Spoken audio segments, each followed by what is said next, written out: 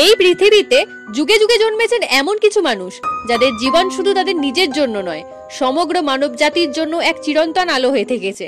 আজ আমরা শুনবো এমনই এক মহাপুরুষের কথা, একজন রাজপুত্র যিনি সত্যের সন্ধানে রাজপ্রাসাদ বিলাসিতার সমস্ত কিছু ত্যাগ করেছিলেন এবং হয়ে উঠেছিলেন গৌতম বুদ্ধ। জন্ম ও শৈশব প্রায় 2500 বছর আগে ভারতবর্ষের উত্তরাঞ্চলের হিমালয়ের পাদদেশে ছিল একটি ছোট্ট রাজ্য, কপিলাবস্তু।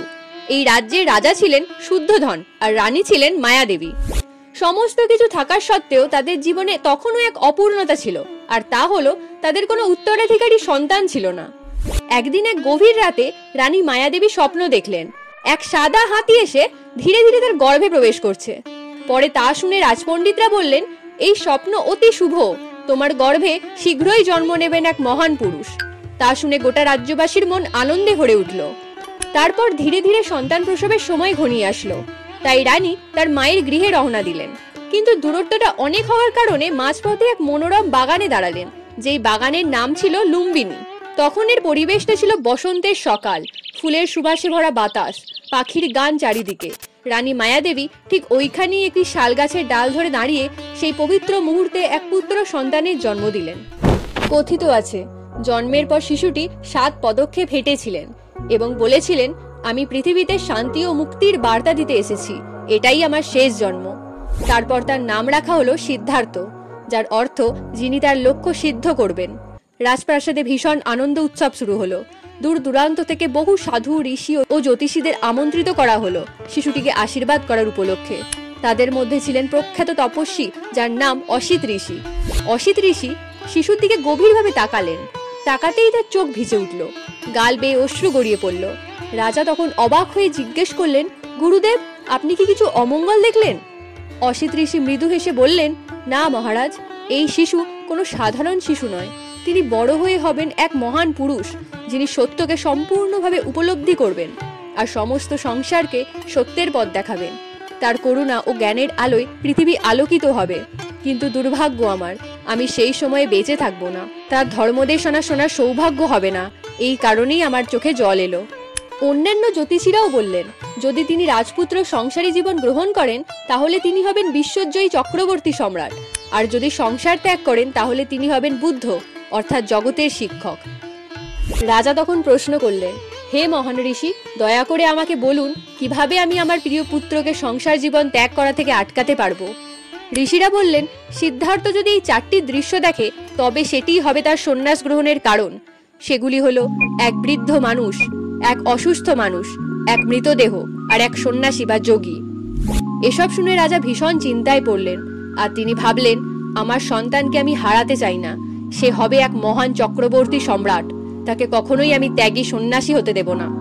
তাই তিনি কিছু কঠোর ব্যবস্থা নিলেন। ছোট থেকেই সিদ্ধার্থকে প্রাসাদের ভেতরেই বন্দী করে রাখতেন। সব দুঃখ কষ্টের দৃশ্য লুকিয়ে ফেললেন। প্রাসাদে বা আশেপাশে কোনো বৃদ্ধ, অসুস্থ বা মৃত মানুষকে আসতে দেওয়া হতো না। সর্বোচ্চ ভোগ বিলাসের ব্যবস্থা, যেমন নৃত্য, সঙ্গীত, উৎসব, সুস্বাদু খাবার, সমস্ত কিছু দিয়ে সিদ্ধার্থের মন ভোলানোর চেষ্টা করতেন তিনি। অল্প বয়সে বিবাহের আয়োজন করেছিলেন। 16 বছর বয়সে সিদ্ধার্থের বিয়ে দিয়েছিলেন সুন্দরী যশোধারার সাথে, যেন সংসারের সুখে তার মন বাধা পড়ে। তারপর তাদের এক পুত্রও হলো, যার নাম রাখা হয়েছিল রাহুল। কিন্তু রাজা যতই চেষ্টা করলেন, ভাগ্যকে আটকানো গেল না। 4টি বিষয় দর্শন। একদিন 29 বছর বয়সে সিদ্ধার্থ রাজগাড়িতে চেপে প্রাসাদের বাইরে ঘুরতে বেরোলেন। ঘুরতে বেরিয়ে দেখলেন, প্রথম দৃশ্য, বৃদ্ধ মানুষ। রাস্তায় একজন মানুষ বাঁকা হয়ে হেঁটে চলেছে, সাদা চুল, কাপা হাত, বলহীন চোখ। সিদ্ধার্থ আগে কখনো এমন দেখেননি।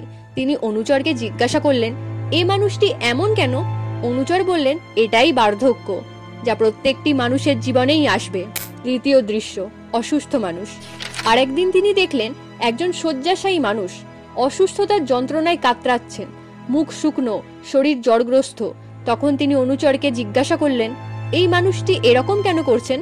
অনুচর বললেন, এই ব্যক্তিটির রোগ হয়েছে, আর রোগ জীবনেরই অংশ, এটাকে কেউ এড়াতে পারে না। তৃতীয় দৃশ্য, মৃতদেহ। কিছুদিন পরে তিনি আবারও ভ্রমণে বেরোলেন। তখন দেখলেন পথে এক মৃতদেহকে শ্মশানে নিয়ে যাওয়া হচ্ছে। চারপাশে কান্নার শব্দ। সিদ্ধার্থ অনুচরকে প্রশ্ন করলেন, এই মানুষটিকে এরকম করে কোথায় নিয়ে যাওয়া হচ্ছে? উত্তরে অনুচর বললেন, মানুষটির মৃত্যু হয়েছে, আর এটি সব জীবের জন্য অবশ্যম্ভাবী। শেষবার বাইরে গিয়ে তিনি দেখলেন এক সন্ন্যাসী, শান্ত ও নির্লিপ্ত, যেন পৃথিবীর সমস্ত দুঃখ থেকে মুক্ত। সিদ্ধার্থ জিজ্ঞাসা করলেন, এ কেমন জীবন অনুচর? উত্তরে অনুচর বললেন, এ হলো মুক্তির সন্ধান, যেখানে মানুষ দুঃখের চক্র থেকে মুক্ত হতে চায়, তাই সন্ন্যাস গ্রহণ করে। ত্যাগ ও তপস্যা, 4টি দর্শনই রাজপুত্রের মনে ঝড় তোলে। তিনি ভাবতে লাগলেন, জন্ম, বার্ধক্য, রোগ, মৃত্যু, এই অনিবার্য দুঃখ থেকে কি মুক্তির উপায় নেই? এই প্রশ্নের উত্তর খুঁজতে এক রাতে 29 বছর বয়সে স্ত্রী ও সন্তানকে ঘুমন্ত অবস্থায় রেখে দিয়ে রাজপুত্র সিদ্ধার্থ চুপচাপ প্রাসাদ ছেড়ে বেরিয়ে গেলেন। তিনি পিছনে ফেলে গেলেন রাজপাট, বিলাসিতা, সুখের জীবন, শুধু সত্যের সন্ধানে।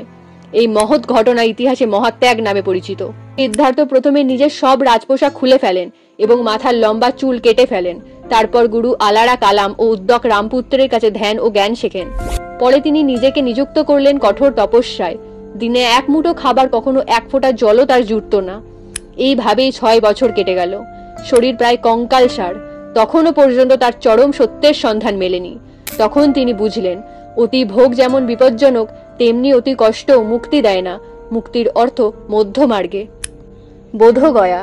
শেষ পর্যন্ত সিদ্ধার্থ বোধগয়ার বিখ্যাত অশ্বত্থ বৃক্ষের নিচে বসে প্রতিজ্ঞা করলেন এবং বললেন, যতক্ষণ পর্যন্ত সত্যজ্ঞান লাভ করছি, ততক্ষণ পর্যন্ত আমি এই আসন ছেড়ে উঠব না। দিনের পর দিন তিনি গভীর ধ্যানে নিমগ্ন রইলেন। তার মনের মধ্যে চলতে থাকলো এক ভয়ঙ্কর যুদ্ধ। মনের বাসনা, লোভ, ভয় আর অজ্ঞানতা তাকে টেনে ধরতে লাগলো।